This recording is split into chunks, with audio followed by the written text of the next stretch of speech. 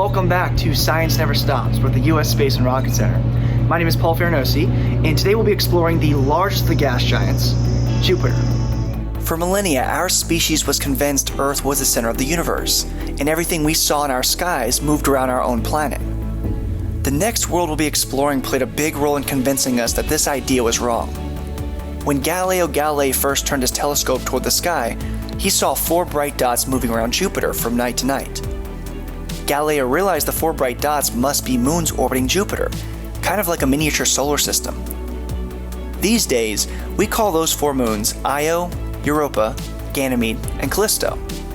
Collectively, they are grouped together as the Galilean moons. Besides some of its moons, we can see some of the most spectacular features on the very surface of Jupiter, even all the way from Earth.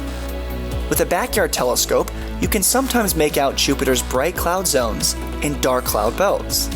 And if you catch it during the right time of the 11-hour Jovian day, you may also be able to see Jupiter's Great Red Spot, a giant storm brewing in the Jovian atmosphere. When NASA's Voyager probes flew by in the late 70s, this storm was about 3 times the size of Earth.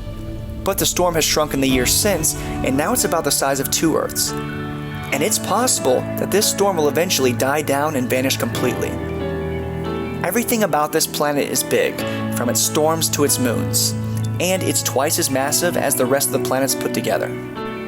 We have sent many probes by this giant world since the Voyager missions. Currently, the Juno spacecraft is in orbit around Jupiter. Juno was designed to closely study the Jovian clouds and magnetic fields in unprecedented detail.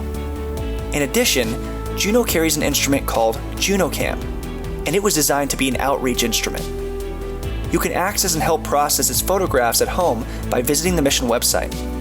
We don't expect to find life on Jupiter, but one of its moons, Europa, is one of the most promising candidates for alien life in our solar system. This moon is an icy world, and we think its layer of ice may conceal a huge underground ocean of liquid water. Missions to drill below Europa's ice have been discussed, but one challenge engineers face is that we don't know how thick the icy crust really is. We would also have to be careful not to bring any contaminants from Earth that could damage a possible European ecosystem. Hopefully, this is something humanity can explore in the not-too-distant future.